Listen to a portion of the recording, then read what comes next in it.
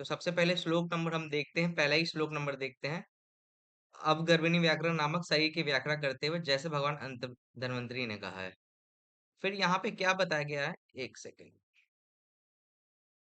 ठीक है, यहाँ पे क्या बताया गया है कि गर्भिणी के लिए सामान्य नियम, मतलब जो गर्भिणी किसको, जो जिसने गर्भ धारण किया, उसके कुछ नियम है। ठीक है, क्या नियम है कि क्या खाना है, क्या पहनना है, कैसे रहना है, ये से कुछ नियम होते हैं जिसको मानना चाहिए। मतलब मानना इसलिए चाहिए ताकि बच्चे को कुछ प्रॉब्लम ना हो। इसलिए देखिए, जैसे गर्भिणी पहले दिन से ही सदा प्रसन्न रहे, फिर मंगल कार्य करे, श्वेत कपड़ा धारण करे, तो ये सारी चीजें इंपॉर्टेंट नहीं है। इसमें जो है ये वाला लाइन अंडरलाइन कीजिएगा कि उसको आहार कैसा लेना है।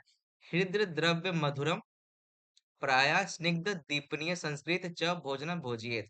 क्या है ये? एक जो गर्भिणी है उसके लिए बोला गया है, बाकी सब छोड़ दीजिएगा। ये लाइन अंडरलाइन कर लीजिए कि हृदय मतलब मन को प्रसन्न करने वाली, द्रव मतलब लिक्विड पतली मधुर, और कैसा मधुर होनी चाहिए, स्निग्ध होनी चाहिए, मतलब जो भी कफ वर्धक चीज है ना, देखिए ना, द्रव मधुर हो गई, स्निग्ध हो गई। फिर दीपनीय, जैसे अग्नि को दीपन करे, अग्नि को बढ़ाए, ऐसा नहीं कि अग्नि मांद्य करे। वस्तुओं से युक्त भोजन कराना चाहिए। यह साधारण नियम प्रस्तुति प्रसूति होने तक के लिए। मतलब क्या है कि जब तक बेबी ना हो जाए तब तक बच्चा, मदर को, जो भी प्रेग्नेंट मदर है, उसको क्या करना चाहिए, ऐसा आहार लेना चाहिए जो हृद हो, द्रव हो, मधुर हो, स्निग्ध हो, और अग्नि को बढ़ाने वाली हो। ये पॉइंट अंडरलाइन कर लीजिएगा, ठीक है? कर लिया आपने अंडरलाइन? जी। ठीक है। अब अब क्या है ना कि अलग अलग, मतलब जैसे 9 महीने होने वाले, तो 9 महीने में चरक ने भी बोला था कि प्रथम महीने में क्या लेना, द्वितीय महीने में क्या लेना, तृतीय महीने में देख क्या लेना है। निशा, ये सा चरक में मेंशन हुआ है? निशा जी, चरक ने मेंशन, चरक। वैसे वैसे चरक ने मेंशन किया ना, तो वैसे ही, वैसे ही सुश्रुत ने भी मेंशन किया, थोड़ा बहुत अलग है। तो आप जब इसको पढ़िएगा तो साथ साथ चरक का भी पढ़ देखिएगा, ठीक है? तो जैसे चरक में प्रथम द्वितीय तृतीय के अलग अलग बोला गया, इन्होंने क्या बोला है, विशेषतु गर्भणी। ठीक है, प्रथम द्वितीय और तृतीय, मतलब पहले 3 मास में, प्रथम द्वितीय तृतीय मास में बोला गया है मधुर, मतलब मधुर शीत द्रव्य प्राय आहार उपसेव्यत। मतलब बोला गया कि जो भी स्त्री है पहले दूसरे और तीसरे महीने में मीठा ठंडा पतला आहार सेवन करे। ठीक है, यहीं तक आपको ध्यान रखना है, ये सुश्रुत ने बोला। फिर इसके आगे बोला बहुत से लोगों का अभिप्राय है कि तृतीय महीने में, तो इसको जाने दीजिए, इसको नहीं पढ़िएगा। सुश्रुत ने क्या बोला बस देखिएगा। सुश्रुत ने ये बोला है कि फर्स्ट, सेकंड और थर्ड मंथ में कैसा आहार होना चाहिए, मधुर होना चाहिए, मधुर शीत द्रव्य आहार। ठीक है, मधुर शीत द्रव्य आहार, ये ध्यान रखिएगा। चरक ने क्या बोला, थोड़ा सा देखिए, इसमें लिखा है कि चरक के मत अनुसार पहले मास में दूध ठंडा, आप वहां पे देखिएगा शीतल क्षीर करके आया उस तरह से, बार बार गर्भिणी पान करे। उसी तरह द्वितीय मास में मधुर औषधि से सिद्ध किया गया दूध का सेवन करे। तृतीय मास में दूध में घृत मिलाकर सेवन करे। चौथे मास में अक्ष प्रमाण में दूध का निकाला हुआ मक्खन मतलब नवनीत सेवन करे। तो चरक का है यहाँ पे, ये आप देखिएगा, चरक में आपको पढ़ाया होगा डॉक्टर विजय ने। ठीक है, अभी हम सुश्रुत का देख रहे हैं। तो सुश्रुत का प्रथम तृतीय मास में सेम ही है, जबकि चरक का अलग अलग 3 चीजें हैं, वो आप इस बार हिंदी में देख लीजिएगा।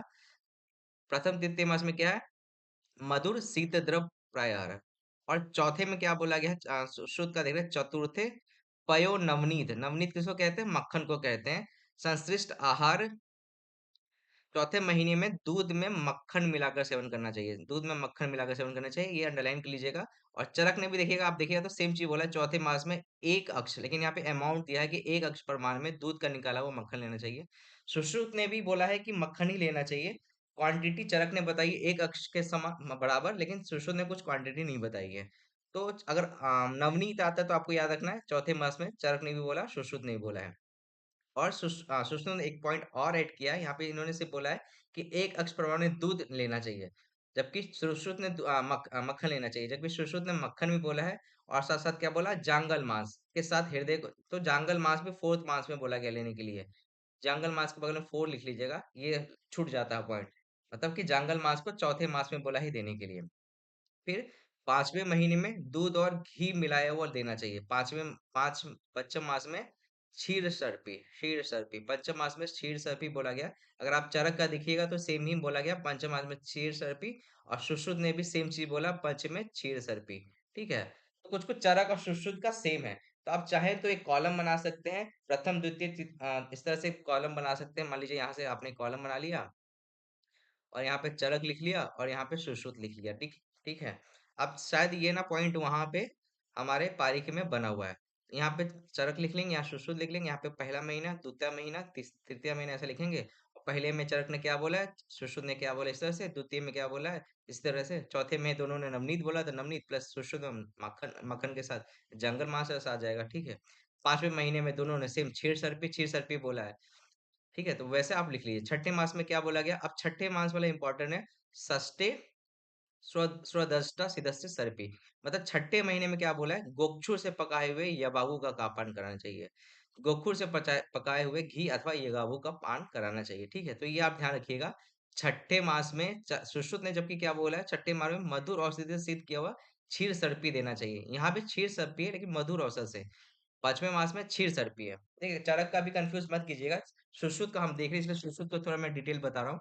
चौथे महीने में बोला गया है क्या लेने के लिए, नवनीत बोला गया है और जांगल मास बोला गया है, ठीक है। पांचवें में क्षीर सर्पी बोला गया और छठे में क्या बोला गया, गोक्षुर बोला गया है। गोक्षुर को घी के साथ या फिर यवाहू को देने के लिए, तो यवाहू के बगल में आप 6 लिख लीजिएगा क्योंकि ये भी छूट जाता है।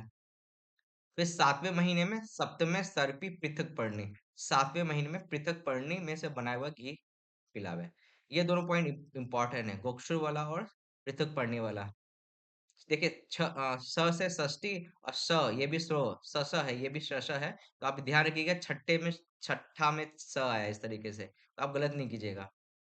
वैसे सर्प में, और ये पृथक पढ़नी आया है सातवें में। तो ये सातवें महीने तक का बोल दिया गया है। अब देखिए चरक ने क्या बोला, पांचवें महीने में क्षीर सर्पी, षष्ठे महीने में मधुर औषधि से सिद्ध किया हुआ क्षीर सर्पी, सातवें महीने में छठे महीने के आकार के समान बोला है। जबकि सातवें महीने में सुश्रुत ने क्या बोला, पृथक पढ़नी।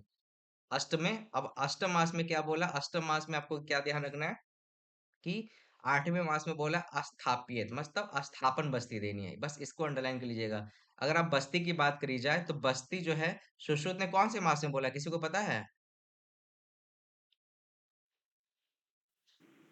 बस अभी तो सुश्रुत ही बता रहा हूँ ना। आठवें महीने में, आठवें आठवें मास, महीने में, हाँ। और चरक ने कौन से मास में बोला है, नौवें महीने में। नाइन्थ, नौवें नहीं, महीने में। जी जी। तो आठवें तो बस्ती याद रखिए, तो बस्ती या अनुवासन या स्थापन से ज्यादा बस्ती समझ में आ जाएगा। आज पहले इसमें क्या बोला, सुश्रुत ने आठवें महीने बोला कि अष्ट में स्थापित, ये अंडरलाइन कर लीजिएगा। किससे करना है ये छोड़ दीजिए। फिर स्थापन के बाद बोला है, स्थापन अंडरलाइन हिंदी में भी कर लीजिए। फिर उसके बाद बोला है वायु का अनुलंबन करने के लिए, उसके पश्चात दूध और मधुगन से अनुवासन, मतलब स्थापन के बाद अनुवासन के बोला है। जबकि चरक ने सीधे नाइन्थ मंथ में बोला है अनुवासन करने के लिए, अगर आप वहां देखिएगा तो, ठीक है। तो ये अंडरलाइन कर लीजिएगा कि बस्ती जो है सुश्रुत ने आठवें महीने में बोला है और चरक ने नौवें महीने में बोला है। चरक के अनुसार आठवें महीने में क्षीर से बनाए गए यवागु देना चाहिए, नौवें महीने में तेल का अनुवासन देना चाहिए। देख रहे हैं चरक ने क्या बोला है, नौवें महीने में अनुवासन देना चाहिए, ठीक है। बाकी सुश्रुत ने आठवें महीने में स्थापन अनुवासन बोल दिया है। तो ये हमारा 9 महीने में बोला गया क्या क्या, मतलब ये खाने के साथ साथ क्या क्या दिया जा सकता है, ऐसा है, ऐसा आहार देने के लिए बोले। ऐसा चरक में भी आया और सुश्रुत में भी आया है। सुश्रुत वाला थोड़ा सा चरक से अलग है, उसको ध्यान में रखिएगा। अब क्या, नौवें मास में सूतिकागार में रखे, नौवें महीने में शुभ मुहूर्त देखकर सूतिकागार में प्रवेश करना चाहिए, ठीक है। ऐसा चरक में भी आया है। एक सेकेंड।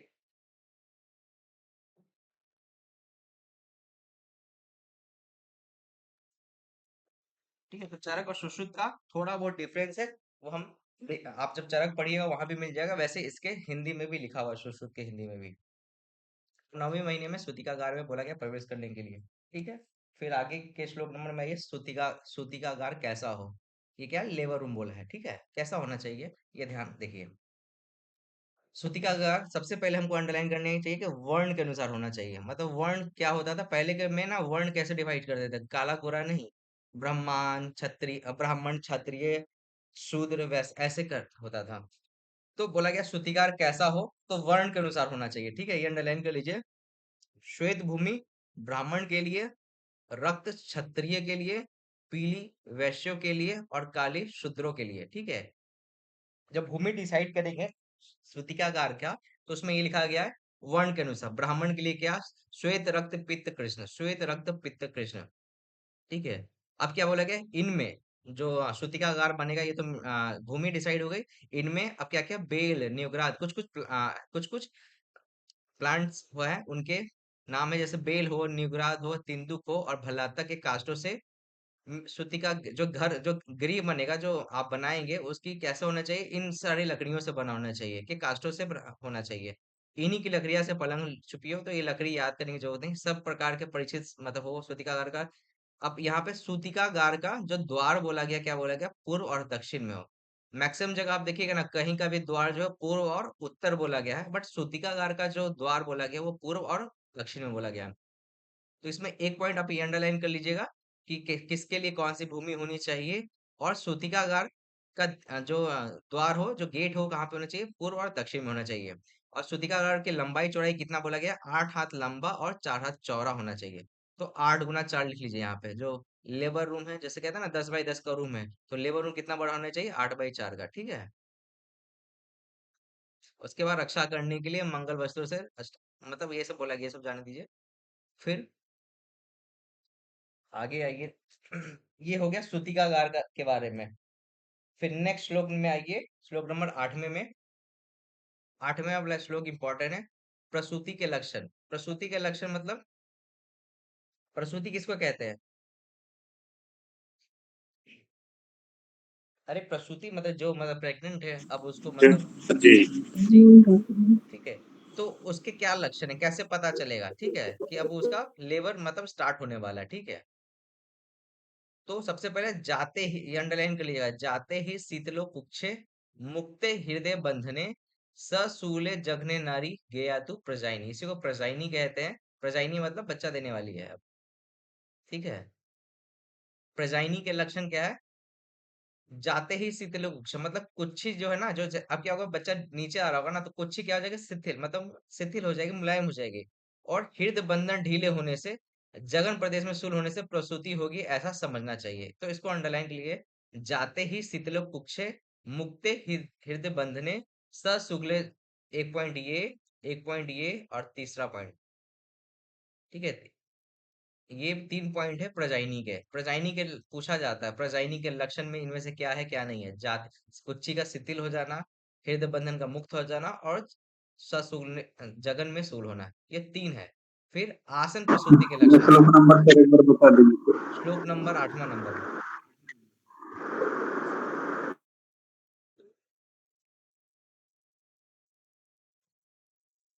जाते ही शीतलो कुक्षे, मुक्ते हृदय बंधने, ससूले जगने नारी गया सातु प्रजाइनी। तो ये 3 लक्षण है प्रजाइनी के। अब दूसरा क्या है, आसन प्रसूति के लक्षण। आसन प्रसूति का मतलब क्या है कि उपस्थित प्रसव भी कह सकते हैं इसको, मतलब उसको लेबर पेन हो रहा है, मतलब अब लेबर स्टार्ट हो गया है। इसमें क्या हुआ था, लेबर होने वाला है, ठीक है, अब मतलब होने वाला है। इसमें क्या है कि उसके बाद का स्टेप है उपस्थित प्रसव। अब उसमें हो गया प्रसव, मतलब लेबर पेन स्टार्ट हो गया, जिसको ट्रू पेन कहते हैं। उसमें क्या होगा, उसमें क्या लक्षण होंगे? देखिए इन दोनों में लक्षण में कंफ्यूज मत होइएगा, इसलिए मैंने बोला कि ये इंपॉर्टेंट है, क्योंकि कभी लगेगा कि ये प्रेजाइनी के लक्षण है और ये लगेगा कि ये आसन, उपस्थित प्रसव के लक्षण है। तो 3 पॉइंट यहाँ पे बिल्कुल याद रख लिए, कुच्ची का शिथिल होना, हृदय बंधन का मुक्त हो जाना और शूल होना किसमें, जांघों में। उपस्थित प्रसव में क्या होगा, कटी पृष्ठ प्रति संबंध वेदना, कटी और पृष्ठ में उसके आसपास में वेदना होना। भवेते अवीक्षण पुरुष प्रवृत्ति मूत्र, मतलब क्या होगा, अवीक्षण बार बार मूत्र और पुरुष की प्रवृत्ति होना। योनि मुख श्लेष्मा, और योनि से क्या होना, कुछ कुछ लिक्विड सा बाहर निकलना है। हिंदी देखते हैं। जब प्रसूति होने का भाव आता है, तब कटी और पीठ में चारों ओर पीड़ा होती है, बार बार मल त्याग की इच्छा होती है और मूत्र आने का लगता है। उसी प्रकार योनि से श्लेष्मा निकलती है, ठीक है। आप लोगों ने, जिसने शायद लेबर देखा होगा, आपने ये देखा भी होगा कि यूरिन पास कर देते हैं, ठीक है। तो ये उस समय कब होता है, जब लेबर के टाइम पे क्या हो रहा है, कट्टी के आसपास में बहुत वेदना हो रही है। ये दोनों अलग अलग पॉइंट है, ठीक है, ध्यान रखिएगा, कंफ्यूज मत होइएगा वहां पे। पृष्ठ प्रति संबंध वेदना, पुरुष और मूत्र की प्रवृत्ति और योनि का श्लेष्मा से भर जाना, ये तो ये पहला हमारा था प्रजाइनी या प्रसूति के लक्षण, और ये उपस्थित प्रसवा या आसन प्रसूति के लक्षण थे, ठीक है।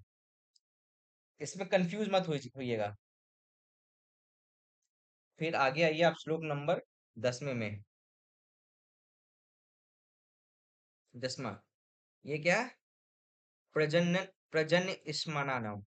मतलब आसन प्रत्युत के समय क्या करता है। अब मान लीजिए बच्चा होने वाला है, तो उसमें क्या कर्तव्य करना चाहिए, हिंदी देखते हैं।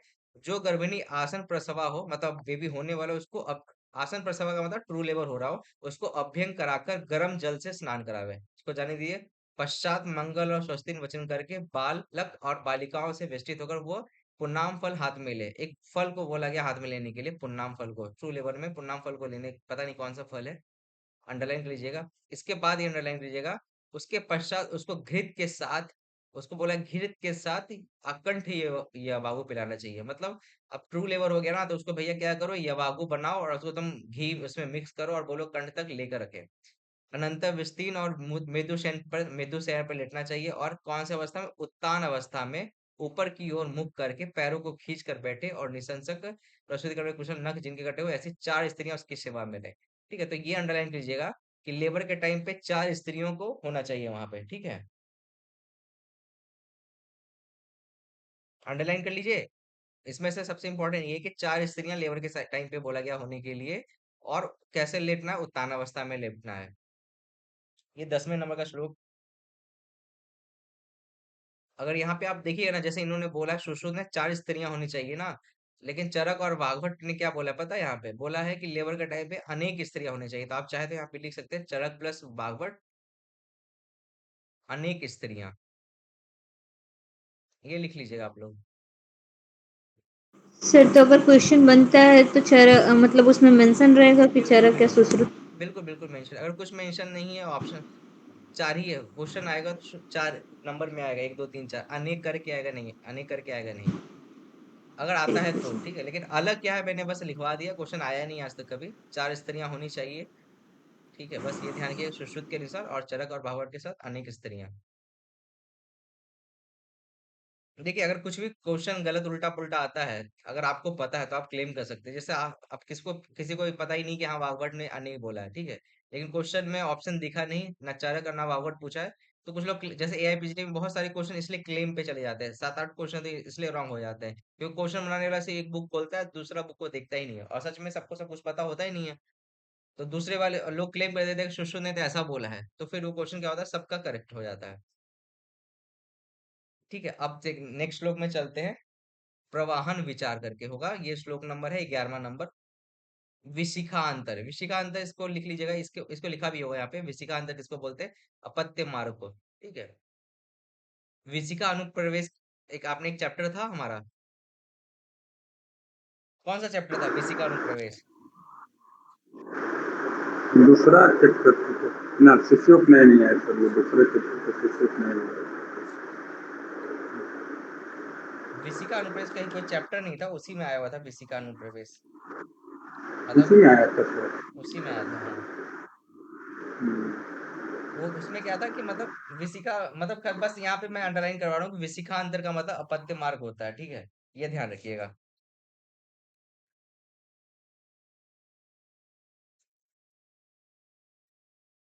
एक सेकंड, फिर प्रवाहन विचार करने के लिए हिंदी देखते हैं। जब स्त्री बैठ जाए तब विशिखांत अपत्य मात को अंदर से बाहर की ओर मालिश करती हुई सेविका उसे कहे कि हे सुबह को प्रवाहन करो, किंतु अभी न होने पर, मतलब क्या कर रहा है ना, प्रवाहन करो पर लेबर पेन ना हो। तो आप नॉर्मल जानते हैं कि जब लेबर पेन नहीं होता तो बोला नहीं जाता कि जोड़ लगाइए। ठीक है, जब पेन हो रहा हो तभी बोला जाता है कि जोड़ लगाइए, जोड़ लगाइए, यही चीज लिखी हुई है।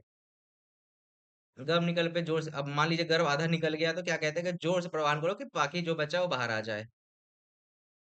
गर्भ योनि मुख को प्राप्त होने पे अधिक जो लगा, जो पहले भी, अब अभी भी ऐसा ही होता है जब आप वहां पे अटेम्प्ट करते हैं लेबर, तो देखिएगा वहां पे महिलाएं ऐसे ही, जो सपोर्टिंग स्टाफ होता है वो बोलते हैं जोड़ लगाइए, जोड़ लगाइए, आपने देखा भी होगा। ठीक है, अब क्या है, ये पॉइंट इंपॉर्टेंट है कि अकाल प्रवाहन है। यदि वेदना के पूर्व यदि प्रवाहन करे, तो मान लीजिए कि मतलब लेबर पेन हुआ ही नहीं और वहां पे जोड़ लगाएगा, तो फिर बच्चा क्या हो जाएगा, बहरा गूंगा कुबड़ा टेढ़ी मेढ़ी ठोड़ी वाला, सिर में चोट वाला, काश श्वास और सोच से पीड़ित तथा विकट वाला पुत्र उत्पन्न होता है। तो ये पूछा जाता है कि अगर मान लीजिए कि लेबर पेन नहीं है और उसके बाद कोई क्या करे, जोड़ लगा रही है, प्रवाहन कर रही है, तो बच्चा कैसा हो सकता है, श्लोक में भी देख सकते हैं। अकाल प्रवाहन, बधिर मुख कुब्ज व्यस्त तनु मूर्धा अभिघात काश्वास शोष, शोष है ये, शोण नहीं है, शोष विकट जनयति। ठीक है, तो ये अंडरलाइन कर लीजिएगा आप लोग। यदि गर्भ उल्टा हो तो उसको सीधा कर देना चाहिए। गर्भ संग मतलब ऑब्स्ट्रक्टेड लेबर के बारे में देखिए आया है कि मान लीजिए लेबर हो रहा है बच ऑब्स्ट्रक्ट हो गया, बीच में अटक गया, तो क्या बोला गया, ये अंडरलाइन कर लीजिएगा, इंपॉर्टेंट है। योनि को धूपन देना किसे, कृष्ण सर्प निर्मुखेन पिंडिकेतेन वा। ठीक है, क्या बोला गया है कि गर्भ रुकने पर उपाय, गर्भ संग होने पे काले सर्प, अब काले सर्प पता नहीं कहाँ से ढूंढेंगे उस टाइम पे, काले सर्प की केंचुली से अथवा पिंडितक से योनि का धूपन करे। अब बस क्वेश्चन आया हुआ है, इसलिए इंपॉर्टेंट है ये, ढूंढने की जरूरत नहीं है, बस ध्यान रखिए कि जो काला सांप का जो केचुली होता है उसको जलाना है, उससे धो, और या फिर पिंडितक किसको कहते हैं, अरे मदन फल को कहते हैं यार। हाँ मदन। पिंडितक से क्या बोला गया है, योनि का धूपन करने के लिए, या फिर हिरण्यपुष्पी का मूल हाथ पैर में बांधे सुरवंचला अथवा विशल्य को धारण करे। तो इसमें आप ये वाला पॉइंट इंपॉर्टेंट है, कृष्ण सर्प निर्मोकेन, ठीक है। बाकी बहुत सारे हिरण्यपुष्पी वाला भी थोड़ा अंडरलाइन कर लीजिए, और सुरवंचला भी। तो ये कब करना है, जब ऑब्स्ट्रक्टेड लेबर, जब ऑब्स्ट्रक्ट मतलब लेबर हो नहीं पाया प्रॉपर तरीके से। पिंडी तक किसे कहते हैं सर? आवाज बीच में। मदन फल को यहाँ लिखा भी है, ठीक है। अब क्या करा, बालक पैदा होने पर, ये बालक और बालिका दोनों के लिए, सिर्फ बालक पैदा होने पर नहीं है, कि बालक मतलब बच्चा पैदा होने पे प्रथम, सबसे पहले बोला गया प्रथम जरायु को हटावे, मतलब क्या करना है, उल्वा परिमार्जन जिसको कहते हैं, कि अथ जातो उल्वा उपनीय, मतलब जैसे ही बच्चा पैदा होता है तो क्या करते हैं, जरायु को हटाना चाहिए। चरक ने क्या बोला है, सबसे पहले कौन सा प्रोसेस बोला है, वहां भी आया होगा ना। सर चरक ने भी यही बोला है। चरक ने भी यही बोला है। हम्म। तो सबसे पहले देख लीजिएगा, चरक ने सिर्फ शायद कुछ और ही बोला है, वैसे क्वेश्चन आया नहीं, लेकिन आप ध्यान रखिए कि उल्वा परिमार्जन ही आया तीनों का, वैसे जहाँ चरक भागवत और इसमें होना तो यही चाहिए। फिर क्या है, बालक पैदा होने पे, बालक पैदा होने में प्रथम जरायु को हटावे। फिर क्या बोला गया है, ये वहां चरक में भी आया कि घी और सेंधा नमक से बालक का मुख साफ करे, मुख विशोधन करके आया है। मुख विशोधन के लिए क्या बोला गया, संदव और सर्पी से। ठीक है, इसको अंडरलाइन कर लीजिएगा। मुख का विशोधन, मुख को साफ किससे करना है, सैंधव और सर्पी से। फिर क्या बोला गया तीसरा, घी से भिगोया हुआ पिच्चू मूर्धा पर रखे, मतलब क्या बोला है अब, क्योंकि ये सब देखिए आज भी होता है, टेम्परेचर को मेंटेन करने के लिए ये सब चीजें हो रही हैं। पहले तो गंदगी को साफ करा जाता है, फिर उसके बाद क्या होगा, कफ बढ़ा होगा ना, जैसे हम क्या करते हैं, सक्शन करते हैं। आज के टाइम पे सक्शन होता है बच्चे का मतलब, लेकिन पहले क्या होता था, घी और सेंधा नमक से जो कफ को क्या करता था, वो घटा देता था, इसलिए वो किया जाता था। फिर क्या तीसरा क्या कह रहा है, हम टेम्परेचर को मेंटेन, अब क्योंकि उस समय वो नहीं होता था, टेम्परेचर वाली मशीन नहीं हुआ करती थी, तो क्या करते थे, घी से भिगोया पुच्चू क्या करते थे, मुर्दा के ऊपर रख देते थे। तो ये बोला गया है विशोध्य घृताक्त मूर्धनि पिच्चू। तो फिर उसके बाद क्या गया, नाभि नाल कर्तन कहा गया। तो एक ही श्लोक में इन्होंने सब कुछ बता दिया है। पहले जरायु को हटाओ, एक प्रोसेस बताया, सबसे पहले जरायु को हटाओ, दूसरे में क्या करो, मुख विच्छेदन करो, फिर तीसरे में क्या करो, टेम्परेचर मेंटेन रखो, और चौथे में क्या करो, नाभि नाभि नाल कर्तन, मतलब नाभि नाल को काटो। कैसे काटना, कितने दूर पे, चरक ने भी 8 अंगुल बोला, इन्होंने भी बोला है 8 अंगुल गर्भनारी लेकर उसे खींचे और धागे से उसके बांधकर गर्भनाल को छेद करके उसके एक प्रदेश को बालक की गर्दन में अच्छी तरह बांधते हैं, ठीक है। तो सेम चीज है, थोड़ा सा श्लोक में डिफरेंस है, उसकी कोई जरूरत नहीं है। अष्टांगुल सूत्रेण बद्धवा छेदयेत, इन्होंने पहले बांधा उसके बाद काटने के लिए बोला है, जबकि चरक ने पहले काटा फिर बांधने के लिए बोला है, बस ये डिफरेंस है। ठीक है, तो ये 4 पॉइंट यहीं पे श्लोक में आ गया है, ये इन चारों से क्वेश्चन आ जाते हैं। पहले तो जरा उल्वा परिमार्जन सबसे पहले करना है, दूसरा कि मुख विशोधन सैंधव सर्पी से करना है, तीसरा हमें सिर के कॉटन से, मतलब एक कॉटन को लेना, उसमें घी लगा के मूर्धा, मतलब मूर्धा समझ समझ रहे हैं, मूर्धा किसको कहते हैं, ब्रेन का जो ये वाला एरिया है। यहाँ पे क्या रहा है, बोला गया कि एक कॉटन को घी से लिप्त करके यहाँ पे रखने के लिए, और लास्ट में क्या बोला, नाभि नाल कर्तन में 8 अंगुल पे काटना है, ठीक है। अब बालक का अभ्यंग स्नान आदि इतना इंपॉर्टेंट नहीं है, देखते हैं फिर भी। नाल छेदन के पश्चात ठंडे जल से बालों को, यहाँ पे ठंडा जल बोला गया, देखिए उष्ण जल नहीं बोला है, ठंडे जल से बालों को आश्वासित करके जात कर्म करने के पश्चात घी और मधु से मिश्रित थोड़ा सुवर्ण भस्म आने, ये तो आपको पता ही है। जात कर्म संस्कार कैसे करते हैं, घी और मधु को लेते हैं, उसमें स्वर्ण भस्म डालते हैं और अनामिका से चटाते हैं, ये तो आपने चरक में भी देखा होगा। ठीक है, ये अंडरलाइन कर लीजिएगा जातक्रम के लिए कि घी और श्लोक में भी मधु सर्पी अनंत चूर्ण अंगुलिया अनामिका लेहियत तत्तो। उसके बाद फिर क्या करना है, उसके बाद बला तेल से अभ्यंग करना है। बला तेल से अभ्यंग करना, अगर आपसे पूछा जाए कि शिशु का जन्म के टाइम पे किस तेल से अभ्यंग बोला गया है, तो बला तेल से। ये चरक इसने बागवट ने भी बोला है। फिर नहाने के लिए बोला गया क्षीर वृक्षों की त्वचा से बनाए हुए क्वाथ से, सर्वगंधों के जल से, अथवा चांदी या सुवर्ण को तपाकर उसे बुझाकर किए हुए जल से, अथवा क्यात के पत्तों के गर्म कसाय से, यथा काल यथा दोष यथा वैभव बालों को स्नान करावे। तो स्नान के लिए क्या बोला गया है, स्नान के लिए बोला गया है, ये अंडरलाइन कीजिएगा।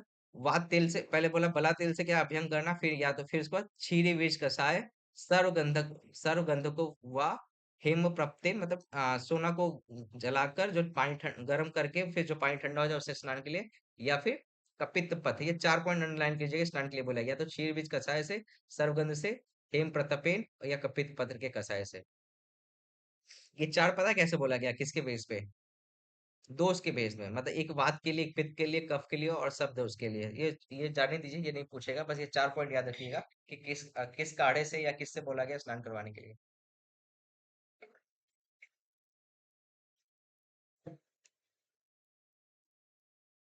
ठीक है, अब नेक्स्ट श्लोक जो है वो है 16वां नंबर, स्तन्य परिवर्तन काल। ठीक है, स्त्रियों के हृदय तक धमनियों के खुल जाने के पश्चात 3 या 4 रात बीतने पर दूध आने लगता है। चरक ने कब बोला है, मतलब ये तो बता रहे हैं कि 3-4 दिन बाद ही मिल्क प्रोडक्शन होता है फीमेल में, लेकिन चरक ने तो बोला है भैया मिल्क प्रोडक्शन पहले दिन से होने लगता है, इसलिए दूध पिलाना स्टार्ट करो। जबकि सुश्रुत ने मना किया, सुश्रुत ने बोला अभी नहीं, पहले 3 दिन तक आराम से घी हुई चटाओ, उसके बाद देने के लिए। तो दूसरे तीसरे दिन, तीसरे चौथे दिन बोला कि स्तन स्तन में स्तन्य आने लगता है। ठीक है, अब क्या है, शिशु को 3 दिन तक देने का पदार्थ। अब क्योंकि प्रथम 3 दिन तक सुश्रुत ने ये नहीं बोला कि मिल्क स्टार्ट कीजिए, मतलब माता का दूध देने के लिए मना किया, क्योंकि होगा ही नहीं इसलिए मना किया है। तो उसके अल्टरनेटिव में क्या बोला है कि बालों को पहले पहले दिन क्या करना चाहिए, ये इंपॉर्टेंट है। ठीक है, बालों को तस्मात प्रथमे मधु सर्पी, जो हम जात कर्म में दिए थे, पहले दिन क्या करना है, घी और शहद के साथ थोड़ा सा स्वर्ण अथवा अनंता मंत्र से पवित्र करके 3 बार पिलावे। तो टीडीएस देना है, पहले क्या दिन पहले दिन क्या देना, टीडीएस के रूप में क्या देना, फर्स्ट डे करके टीडीएस में घी और मधु, घी और मधु, और क्या देना है, स्वर्ण भस्म या फिर अनंता। अनंता किसको कहते हैं, दुर्वा को कहते हैं। अभी भी देखिएगा विटामिन के लगाया जाता है बच्चों को जन्म के टाइम पे। छोड़िए ये जाने दीजिए, लेकिन आपको ध्यान रखना पहले दिन क्या देना। फिर दूसरे और तीसरे दिन यही सेम चीज क्या करना है, दूसरे और तीसरे दिन लक्ष्मणा से सिद्ध किया हुआ घृत दे। पहले दिन क्या करना था, घी को और मधु के साथ देना था, लेकिन दूसरे दिन लक्ष्मणा एक प्लांट है उसके साथ बोला गया, उसके से किया सिद्ध किया हुआ घी देने के लिए। उसके पश्चात विषम प्रमाण में ही घी और शहद बच्चे के पानी तल प्रमाण में 2 बार देकर दूध पिलाना चाहिए। तो फिर तो इसके अनुसार सुश्रुत ने कौन से डे पे बोला है क्या है कि दूध पिलाना है,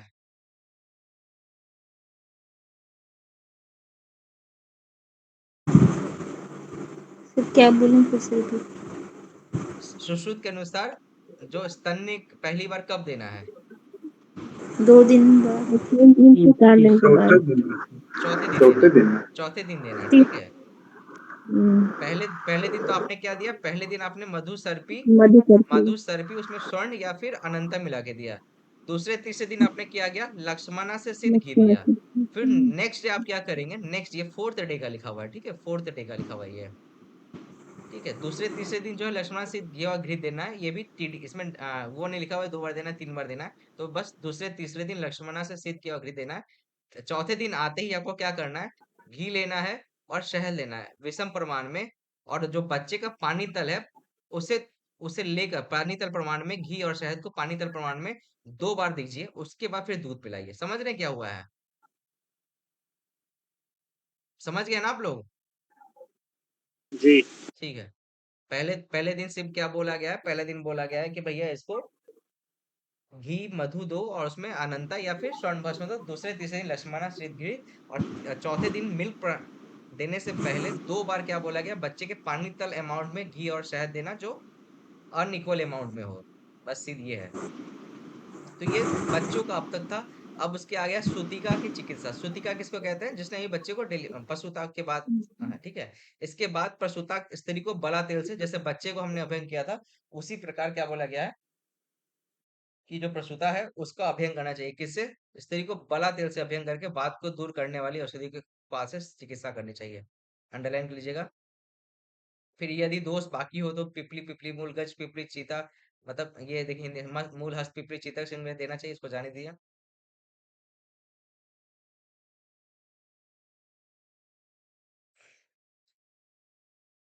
ठीक है, इसमें बस अंडरलाइन है कि इस प्रकार डेढ़, ये जो एक लिखा हुआ है डेढ़ है, 1.5 महीने करके प्रसूति के लिए उपयुक्त तो सूती का काल एक्चुअली आया है कि सूती का काल कितने दिन का होता है, तो 1.5 महीने का होता है।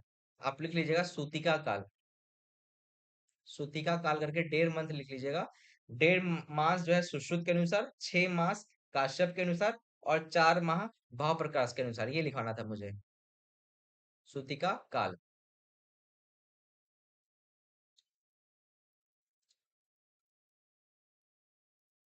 जो 1.5 मंथ है वो किसको, 1.5 मंथ किसके अनुसार? सुश्रुत के अनुसार, ठीक है। काश्यप के अनुसार 6 माह, 6 कौन बोला है? काश्यप बोला है। और वाग्भट सॉरी, भाव प्रकाश ने 4 मास बोला है। अगर इसके अलावा कोई और ऑप्शन आता है तो आप हमेशा 1.5 मंथ लगाएंगे, ठीक है, ये लगाएंगे। अगर स्पेशली पूछा जाता है कि काश्यप के अनुसार कितना है, भाव प्रकाश का कितना है, तो 4, 6 और 4 याद रखिए, बाकी सब में आपको 1.5 लगाना है या 45 दिन लगाना है, ठीक है। ये मैं बताना चाहता हूँ सूतिका की चिकित्सा में सूतिका काल के लिए।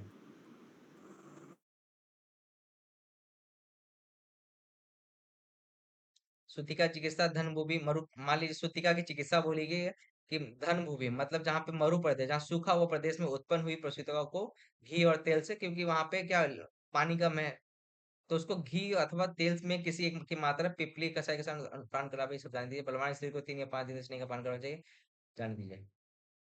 प्रसूता के लिए वर्ष प्राय पर्याप्त गर्म जल से प्रसूता को स्नान करावे। उसको चाहिए क्रोध, क्या बोला गया, जो प्रसूता है तो सूतिका है उसको क्या करना चाहिए, क्रोध श्रम और मैथुन आदि ना करे, ठीक है। सूतिका के विकार कष्ट साध्य होते हैं, ये ध्यान रखिएगा। अगर आपसे क्वेश्चन पूछा जाए कि सूतिका के विकार कैसे होते हैं, सुख साध्य, कष्ट साध्य, याप्य या असाध्य, तो सूतिका के विकार कैसे होते हैं, कष्ट साध्य होते हैं, इसको अंडरलाइन कर लीजिएगा, ठीक है। ये बस अंडरलाइन कर लीजिएगा। फिर श्लोक नंबर आइए 23 नंबर पे। अपरा पातन न होने पे, अपरा किसको कहते हैं? प्लेजेंडा को, ठीक है। मान लीजिए कि प्लेसेंटा। बच्चा, हाँ, प्लेजेंडा बाहर नहीं आया तो क्या करना है? अपरा पातन ना होने से पेट फूलने लगता है या अधमान हो जाता है, इसलिए प्रसूता के गले में उंगली, अब बोला गया कि मान लीजिए अब वो नहीं है, प्लेजेंडा नहीं है, तो क्या करना चाहिए? प्रसूता के गले में, प्रसूता के गले में उंगली को बाल से लपेट कर घुमावे। मतलब क्या करना है कि उंगली में आपको क्या करना है, बाल से लपेट लीजिए और उंगली को डालिए उसके गले में और घुमाइए। कड़वी तुम्बी कृतवेदन सरसों और सांप की केंचली, यहाँ भी सांप की केंचली कड़वे तेल में मिलाकर योनि का धूपन कर ले, मतलब योनि का धूपन यहाँ भी बोला गया है। थोड़ा थोड़ा पॉइंट अंडरलाइन कर लीजिएगा, अपना पता नहीं होने पे उंगली वाला अंडरलाइन कर लीजिए। योनि का धूपन बोला गया है। लांगली की जड़ के कल से, हाँ, लांगली की जड़, बस कैसे क्या करना है, बस लांगली की जड़ याद रखिएगा। फिर बहुत सारे हैं, इसको जाने दीजिए। फिर इन्हीं औषधि सिद्ध किया वो सरसों के तेल से उत्तर बस्ती बोला गया है। ये सब प्रोसेस बोला गया है कि मान लीजिए अपरा नहीं आया तो एक तो क्या करना है, उंगली में गले में उंगली को क्या करना है, घुमाना है बाल से लपेट कर। दूसरा बोला है कि योनि का धूपन कीजिए, कुछ बोला गया है कि काढ़ा देने के लिए, कुछ बोला है कि कुछ स्थापन दे, फिर उत्तर बस्ती दे, ऐसे प्रोसेस कुछ बोला गया है। कुछ जरूरी नहीं है इतना, लेकिन बस याद रखिए कि हाँ ये सारी चीजें यहाँ पे आई हैं। अब क्या, मक्कल रोग के लक्षण, एक डिजीज आया है मक्कल रोग। क्वेश्चन ये आता है कि मक्कल रोग किसको होता है, तो ऑप्शन आपको रहेगा स्त्री को, गर्भिणी स्त्री को, आ, कन्या को, या फिर सूतिका को। तो ये मक्कल रोग किसको होता है, प्रसूता स्त्री या सूतिका को, ठीक है। रुक्ष शरीर वाली प्रसूता स्त्री के तीक्ष्ण औषधि सूखे हुए रक्त में उस स्थान की वायु नाभि के नीचे पार्श्व में, बस्ती में अथवा 32 में ग्रंथि उत्पन्न करती है। क्या हुआ ना कि मान लीजिए कोई प्रसूता है, उसने कुछ ऐसा आहार व्यवहार सेवन किया जो रुक्ष था, और उसका ऑलरेडी शरीर क्या हो गया, रुक्ष हो चुका था डिलीवरी के बाद। उसके बाद उसने क्या किया, तीक्ष्ण औषध लिया जिससे रक्त में और तो इसमें क्या हो रहा है, रक्त और वायु दुष्ट हो रहा है। अगर आपसे पूछा है मक्कल में कौन सा दोष दुष्ट हो रहा है, तो वायु और रक्त वार हो रहा है, वायु और रक्त दुष्ट हो रहा है। और वो क्या उत्पन्न कर रहा है, ग्रंथि उत्पन्न कर रहा है। ग्रंथि कहाँ का उत्पन्न कर रहा है, तो आप देखिएगा नाभि, नाभि अधे मतलब नाभि के नीचे, पार्श्व, बस्ती, बस्ती सिर, चार जगह आप देखिएगा ग्रंथि उत्पन्न हो रही है। नाभि के नीचे, पार्श्व में, बस्ती में और बस्ती शीर्ष में ग्रंथि उत्पन्न करती है। पश्चात उसके बाद क्या होता है, नाभि, बस्ती एवं उदर में शूल होता है। तो शूल कहाँ पे हो रहा है, नाभि, बस्ती, उदर में। तो आप इसको लिख लीजिए NBU, यहाँ पे क्या हो रहा है, शूल हो रहा है। और ग्रंथि कहाँ पे उत्पन्न हो रही है, नाभि के नीचे, पार्श्व में, बस्ती में और बस्ती शीर्ष में, ठीक है। और इसके साथ सूल कहाँ पे, नाभि, बस्ती, उदर में शूल हो रहा है। पकवासे में सुई जैसे पीड़ा होती है, वो फटता हुआ सा मालूम होता है, पेट चारों ओर से फूलता है, मूत्र रुकता है, ये मक्कल के लक्षण है, ठीक है। मक्कल एक प्रकार की डिजीज है, जो किनको होता है, प्रसूता को होता है। उसमें क्या होता है कि ग्रंथि उत्पन्न होती है, कहाँ पे, नाभि के आसपास, नाभि के नीचे, पार्श्व में, बस्ती में, ठीक है। जिससे क्या होता है, नाभि, बस्ती और उदर में शूल होता है। यही जानना था, ठीक है। जिसकी वजह से क्या होता है, पेट में, पेट फूल जाता है, मूत्र रुकता है, ये मक्कल के लक्षण है। अब मक्कल, अब बोला गया मक्कल जब हो रहा है तो उसकी चिकित्सा क्या है, तो इसमें बस कुछ कुछ अंडरलाइन कर लीजिएगा। वीरतरवादी, पिपली आदि, वरुण आदि, ऐसे कुछ क्वाथ बोला गया है, देख लेने के लिए। आया नहीं है क्वेश्चन, ठीक है, बस आप अंडरलाइन कीजिए, वीरतरवादी, पिपली आदि, वरुण आदि,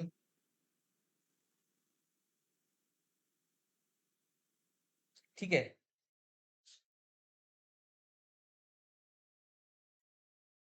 उसके बाद आप लोग आइए श्लोक नंबर, नेक्स्ट वाले श्लोक में, बालक की सेवा। बालक को रेशमी कपड़ा पहनाकर रेशम बिछाए हुए बिछौने पे सुलाना चाहिए। पीलू, बेर, नीम और फालसे के डाल से उसको पंखा करे। पंखे के लिए क्या बोला गया, हवा देने के लिए पीलू, बदरी, नीम का बोला गया यूज करने के लिए। बालक के माथे पेड़ से तेल भिगोया कर फोवा रखना चाहिए। धूपन कर्म करना चाहिए। हाथ पैर, माथा, गर्दन पर रक्षण पदार्थ को बांधे।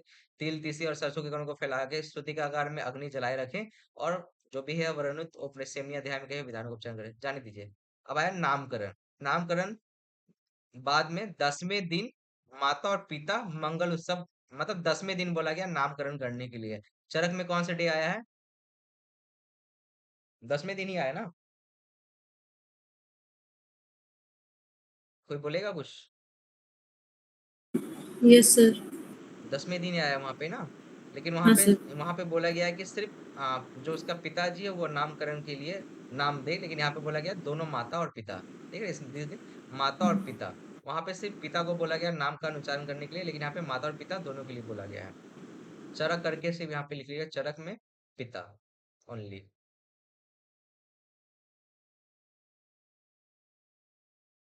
थक गए क्या आप लोग, नहीं सर। थका नहीं है ना कोई, नहीं। ठीक है। अब आगे आया है श्लोक नंबर, आगे आइए, नेक्स्ट श्लोक 28वें नंबर पे, धात्री नियुक्ति विचार। धात्री किसको कहते हैं, जो बच्चे का लालन पालन करती है, उनके लिए बोला गया है। उसके पश्चात ब्राह्मण वर्ण आदि के अनुसार धात्री की योजना करे, मतलब दाई की योजना करे। वो धात्री मध्यम शरीर वाली, मध्यम एज वाली, निरोग, सिलवती, अचंचल, अलोभनी होनी चाहिए। न दुबली हो, न मोटी हो, स्वच्छ दूध वाली हो। आप जो भी अच्छे गुण है वो होने चाहिए। उसके ओठ लंबे ना हो, उसके ओठ लंबे ना हो, स्तन भी लंबे हो या ऊर्ध्व ना हो। ऊर्ध्व क्या मतलब, धात्री के लिए बोला गया है कि ऐसा मतलब गुण होने चाहिए, और क्या नहीं होना चाहिए बताया गया। इसमें इंपॉर्टेंट क्या है, अगर मान लीजिए ऊर्ध्व स्तनी कराल कुरियात, अगर मान लीजिए उसका, यहाँ पे हिंदी देखते, ऊर्ध्व स्तन वाली अगर धात्री होगी तो क्या हो जाएगा, बच्चे को कराल हो जाता है, कराल हो जाता है, ठीक है।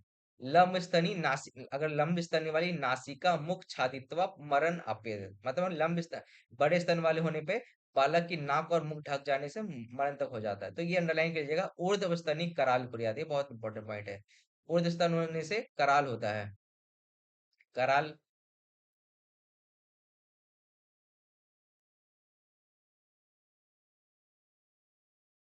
आप लोग अंडरलाइन कर लिए ये। Yes sir. सिर्फ कराल मतलब। कराल मतलब कुछ ऐसा मेंशन नहीं है, आप बस बोलते हैं कि हाँ वो, मतलब कि वो गर्दन जो उसका होता है उठ जाता है, ऐसा बोला जाता है, कुबड़ा जैसा हो जाता है वो कराल। जब बच्चे के लिए कि बच्चे को कराल हो जाता है। ठीक, इसमें एक और पॉइंट था कि श्यामा, श्यामा वर्ण के लिए बोला गया कि धात्री का श्याम वर्ण का होना चाहिए, अंडरलाइन कीजिएगा।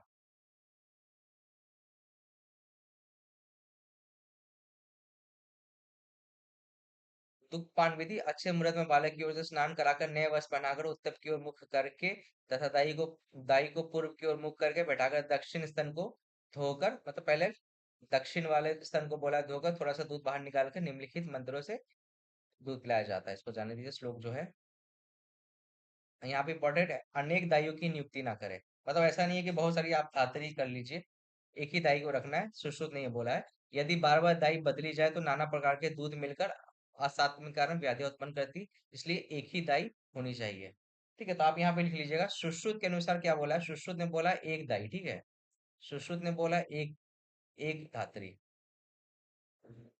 जबकि काश्यप और बागवट ने बोला है दो धात्री। ठीक है, लिख लीजिए। सुश्रुत ने बोला एक धात्री और कावा, मतलब काश्यप और बागवट ने बोला है दो धात्री।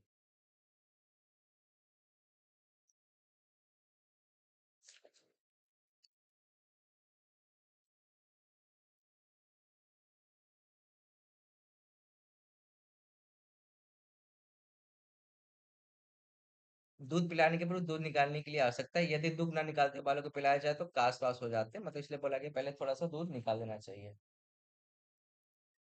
फिर आप लोग सीधे श्लोक नंबर में आइए। दुग्ध परीक्षा हो गए, ये रहा श्लोक नंबर 35 में।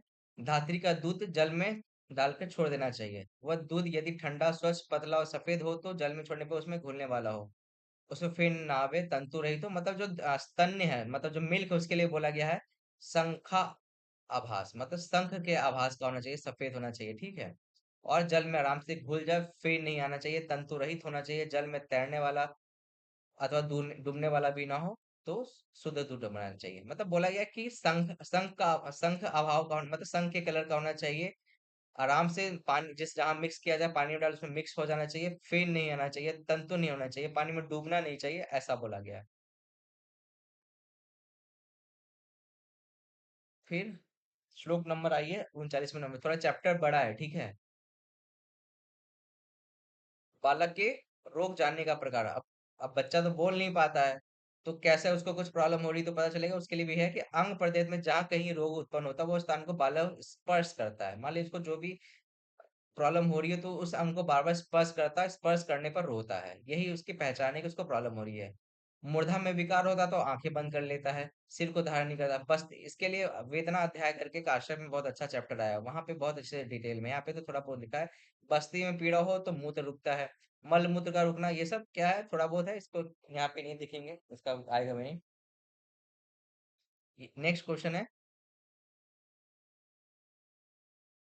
औसत मात्रा वाला, ये वाला श्लोक नंबर 43 नंबर। आपको पता है बालों को तीन में डिवाइड किया है, क्षीराद, क्षीर अन्नाद और अन्नाद, ये तो आप लोग सब जानते होंगे ना। 1 साल के बच्चों को क्षीराद जी क्षीराद सर। बोलते हैं, 1 से 2 साल के बच्चे को क्षीर अन्नाद बोलते हैं, उसके बाद अन्नाद बोलते हैं 2 साल के बाद। तो उसी के बेस पे बोला गया स्तन्यपान करने वाले 1 महीने के ऊपर बालक को 1 चुटकी मात्रा देनी चाहिए। मतलब कि क्षीराद बच्चे को, जो क्षीराद है जो 1 साल तक का है, उसको बोला गया अंगुली पर्व द्वय ग्रहण संहिता। मतलब ये किसके लिए, और औषधि का डोज बोला गया, ठीक है। इसी को अंगुली प्रपद्वय को क्या बोलते हैं, 1 चुटकी मात्रा, ठीक है। स्तन और अन्न ग्रहण करने वाले बालों को कोलास्ती मात्रा, कोलास्ती किसके लिए बोला गया, क्षीर अन्नाद के लिए बोला गया है। और अन्नाद के लिए बोला गया कोल समित, कोल के समान, बेड के समान, केवल अन्न ग्रहण करने वाले बालों को बेड के समान मात्रा देनी चाहिए, ठीक है। क्षीराद को अंगुली पर्व द्वय, क्षीर अन्नाद को कोलास्ती, और अन्नाद को कोल सम, ठीक है।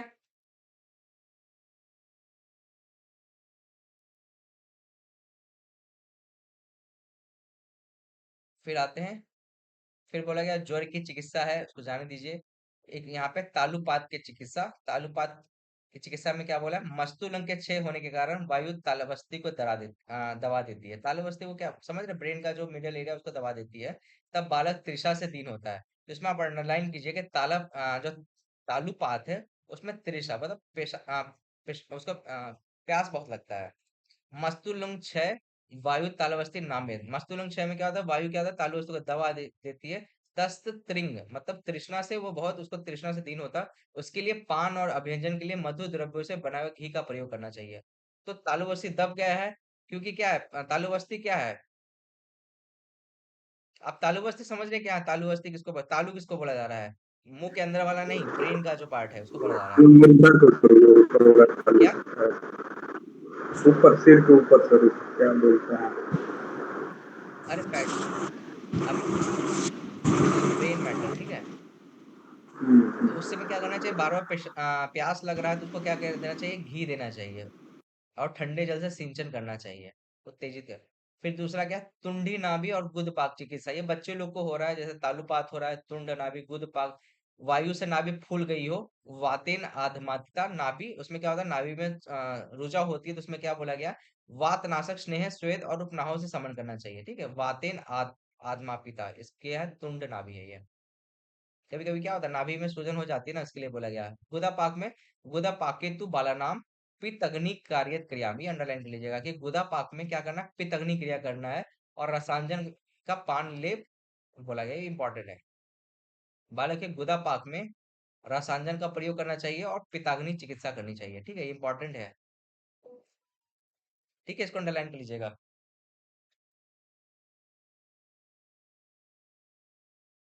फिर आप लोग श्लोक नंबर आइए 53 में। 53 में, स्त्री दुग्ध ना मिले तो क्या करे, बालक को दूध, बाकी छोड़ दीजिएगा। बालक को दूध, सातवें जन को उसे बकरी अथवा गौ का दूध, मान लीजिए कि स्त्री दूध नहीं मिल रहा है तो क्या करना चाहिए, या तो बकरी का दूध या तो गाय का दूध। माता के पर्याप्त दूध ना होने पे यथा मतलब गाय के दूध या तो बकरी का दूध बोला गया है देने के लिए, ठीक है।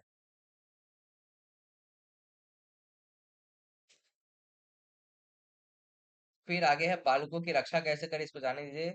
फिर आगे ग्रहों से पीड़ित बालक के लक्षण, मान लीजिए किसी को ग्रह पकड़ ले, होता है ना कि बालक बाल ग्रह एक चैप्टर है बहुत अच्छे से काश्यप में, वैसा ही कुछ कुछ यहाँ पे भी है, सुश्रुत में भी है, उत्तर तंत्र में आया है, लेकिन थोड़ा बहुत यहाँ पे लिखा है कि बालक खिन्न हो जाता है, उसको पीड़ा होती है, रोता है, संज्ञाहीन होता है, नख और दांतों से अपने धातु को काटता है, दांत किटकिटाता है, बहुत सारे लक्षण लिखा गया है, तो इतना इंपॉर्टेंट नहीं है। यहाँ पे बस ये जो है मत्स्य चुचुंदर मुकुंद ऐसा कुछ लिखा गया है, वो अंडरलाइन कर लीजिएगा। इस मतलब उसके उसके बॉडी से ना मछली और चुचुंदर के समान स्मेल आती है, ये बाल ग्रह के लक्षण है, वो अच्छे से आया है उत्तर तंत्र में। फिर उसके बाद नेक्स्ट श्लोक जो है आप देखिएगा यहाँ पे, ये वाला, विवाह काल, विद्या अध्ययन होने के पश्चात 25 वर्ष की अवस्था में युवक का 12 वर्ष की बाला के साथ विवाह कराना चाहिए, 25-12 ऐसे याद रखिएगा। और सवीरता अवधि क्या बोली गई है, समवीरता अवधि किसी को याद है, 25-16 कि वीर परिपूर्ण हो जाते हैं, स्त्रियों पुरुषों और स्त्रियों में 25-16 में, मतलब इस पुरुष में 25 वर्ष पे और स्त्रियों में 16 वर्ष पे। और शादी के लिए बोला गया 25 और 12, बिल्कुल आधा बोला गया, देखिए।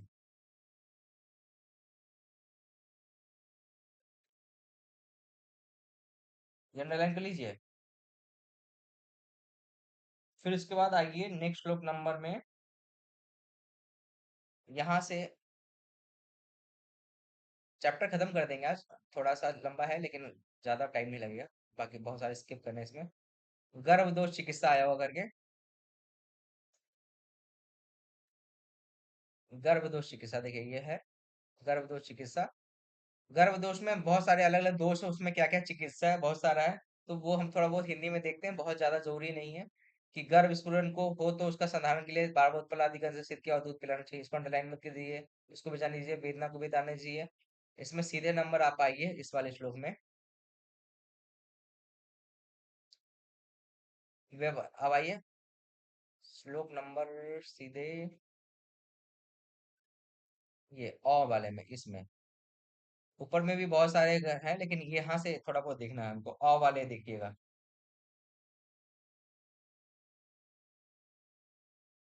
खोलिए आपने, क्या लिखा हुआ है हिंदी में, वात के उपद्रवों के कारण स्रोतों में गर्भ लीन, जैसे लीन गर्भ आया था चरक में, वैसा ही है ये भी लियते गर्भ है।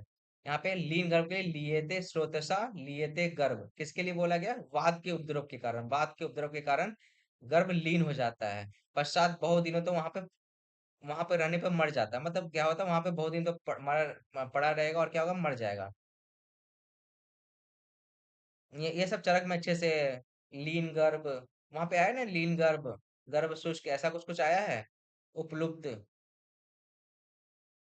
तो वैसा ही यहाँ पे लीन गर्भ के लिए बोला गया, लीन गर्भ की गर्भ में पड़ा हुआ लियते च गर्भ, और वो क्या हो गया, वहां पे मर जाता है। उत्कृष्ट के मांस के अब उसको बोला है कि निकालना है ना भैया, उसको छोड़ना तो है नहीं, तो उसके लिए चिकित्सा बोली गई है कि तब मृदुष ने स्वेदादि क्रम से चिकित्सा करनी चाहिए। उत्क्रोश के मतलब उत्क्रोश किसका बोलते हैं, कुरर के का भेद है, पता नहीं क्या होता है कुरर के मांस इसके साथ पकाए हुए इसको जाने दीजिए, चिकित्सा की कोई जरूरत नहीं है। बस मैं लीन गर्भ के बारे में बताना चाहता था कि चरक सुश्रुत ने भी लियते गर्भ बोला है, बगल में लिख लीजिएगा लीन गर्भ। लीन गर्भ सो अतिकाल, बहुत दिनों तक पड़ा रहता है, सो अतिकाल। फिर दूसरा है कालातीत। कालातीत क्या है, लीन गर्भ से अलग है कालातीत। कालातीत गर्भ में हो तो कालातीत मतलब बहुत दिनों से पड़ा हुआ है। कालातीत गर्भ हो तो उखल में धान डालकर उसको मुसल से कूटना चाहिए अथवा विषम अवस्था में बैठना चाहिए, इसको भी जाने दीजिए, छोड़ दीजिए। फिर क्या है, गर्भ शुष्क गर्भ, वात अभिपन्न एवं सुषिति गर्भ। जब गर्भ वायु से आक्रांत होता है तब माता का कुक्षी का पूर्णतः व्याप नहीं करता और उसका स्फुरन धीरे धीरे कम रहता है। ये शुष्क गर्भ में आया है कि स माता कुक्षी न पूर्यति मंद स्पंदते च। मतलब क्या होगा, गर्भ सूख गया है और क्या होगा, कुक्षी अच्छे से पूरा नहीं हो पा रहा है और धीरे धीरे स्पंदन हो रहा है, मतलब ये मरा नहीं है, गर्भ में भी स्पंदन हो रहा है। और उसमें क्या करना चाहिए, उसमें हमें वृहन कम करना चाहिए, किससे, पय और मांस से, दूध और मांस से करना चाहिए। वहां भी चरक में भी आया है, यहाँ पे भी आया है कि गर्भ शुष्क है, ये गर्भ शुष्क बगल में लिख लीजिएगा। और उसमें क्या हो रहा है, कुक्षी न पूर्यति मंद स्पते च, मंद स्पंद्यते च, बगल में लिख लीजिएगा शुष्क गर्भ, ठीक है। फिर आगे है, शुक्र और शनि जब वायु से युक्त होते हैं तब उनमें जीवात्मा मिलता है, उसे पेट खुलता है, किंतु कोई भी कारण ना होते हुए भी कदाचित पेट पिचक जाता है तो उसे नैगमेस ने हरण कर लिया है। मतलब मान लीजिए कि नॉर्मली क्या होता है, पेट फूलना चाहिए, लेकिन क्या हुआ, ऐसा हुआ नहीं। तो आपको क्या समझना चाहिए कि नैगमेस कोई एक ग्रह है, उसने हरण कर लिया है। यदि वो पेट कदाचित अत्यंत लीन हो जाए तो उसे नागोदर कहते हैं। इसे नैगमेस को नागोदर मतलब लीन मतलब बहुत खत्म हो गया, एकदम पेट एकदम बिल्कुल पिचक गया है। नैगमेस और नागोदर में लीन गर्भ के समान चिकित्सा करनी चाहिए, बस ये अंडरलाइन कीजिएगा। चरक में भी आया है नैगमेस करके।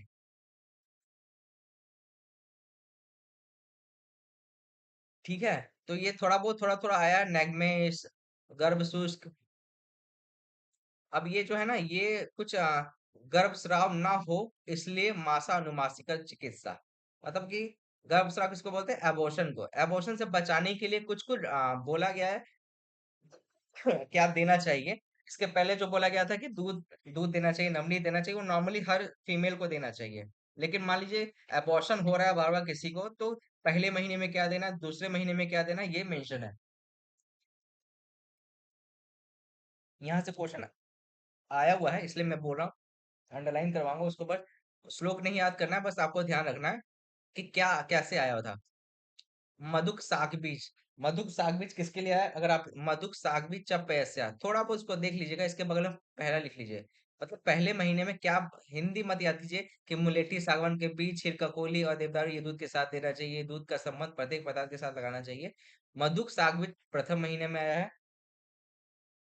द्वितीय में क्या बोला गया, अस्मंतक तिलक, ठीक है, यहाँ पे द्वितीय लिख लीजिएगा, द्वितीय अस्मंतक तिलक, दो तीन बार देखिएगा इसको। तृतीय वाला क्वेश्चन आया था वृक्षादनि पयस्या करके, ये तीसरे के लिए है। चौथा क्या, अनंता सरिवा, श्लोक का पहला लाइन याद रखिएगा, अनंता सरिवा। मधुक सागविज पहले के लिए, अस्मंतक तिलक दूसरे के लिए, वृक्षादनि पयस्या तीसरे के लिए, चौथे के लिए अनंत सरिवा, वृहति काश्मीरी पांचवे के लिए, ठीक है। छठी के लिए कृष्ण बला, सातवें के लिए सिंगाटर विष, आठवें के लिए जो है कपित वृहति, और नवम के लिए यहाँ लिखा नवमे मधुक अनंता। यहाँ पे देखिए पहले के लिए मधुक साकपिच है और यहाँ पे मधुक अनंता है, अनंता पयस्या। इसको मैं क्यों अंडरलाइन कर रहा हूँ, यहाँ से क्वेश्चन एक बार आया हुआ है बस, वैसे आया नहीं है। और क्वेश्चन ऐसा आया था, वृक्षादनी पयस्या कौन से गर्भस्राव, कौन से महीने में गर्भस्राव को रोकने के लिए दिया जाता है, इस तरह से क्वेश्चन आया था। आप बगल में लिख लीजिएगा, तो जब देखिएगा पहले के लिए मधुक साग भी, दूसरे के लिए अस्मंतक तिलक, तीसरे के लिए वृक्षादनी पयस्या, चौथे के लिए अनंता सरिवा, पांचवें के लिए वृहति कास्मरी, छठे के लिए पृष्ठपर्णी बला, सातवें के लिए श्रृंगाटक बेस, आठवें के लिए कपित और बृहति, नौवें के लिए मधुक अनंत पयस्या। ठीक है, ये क्या है, गर्भस्राव बचाने के लिए मासानुमास की चिकित्सा है। अब क्या है, निवृत्त प्रसवा की संतति अल्पायु होती है। निवृत्त प्रसवा किसको बोला जाता है, मान लीजिए जिसको 6 साल तक बच्चा नहीं हुआ, और उसके बाद उसको मतलब उसको मान लीजिए बच्चा हो रहा है, नियमित प्रसव बोला जाता है 6 साल तक के जिसको संतान ना हो, तो उसका बच्चा जो होगा वो अल्पायु होता है, बस ये ध्यान रखिएगा। मान लीजिए पहले शादी के 6 साल तक बच्चा नहीं हुआ, उसके बाद फिर किसी को प्रेगनेंसी होती है तो उसका बच्चा अल्पायु होता है। फिर गर्भिणी की चिकित्सा कैसी होनी चाहिए, तो अंडरलाइन कीजिएगा, मृदु होनी चाहिए बस। बालक के लिए हितकर योग, 4 योग बोले गए हम बालक के लिए हितकर योग। देख लीजिए, स्वर्णभस्म, सुगंध, कूट, मधुघृतवज, ब्राह्मी, शंखपुष्पी, ये थोड़ा बहुत है, इसको क्वेश्चन आया नहीं कभी। 4 योग बताए गए हैं, वो पीरियड रिलेटेड है, जान लीजिए इसको। ठीक है, ये हमारा लास्ट श्लोक था इस चैप्टर का। ठीक है।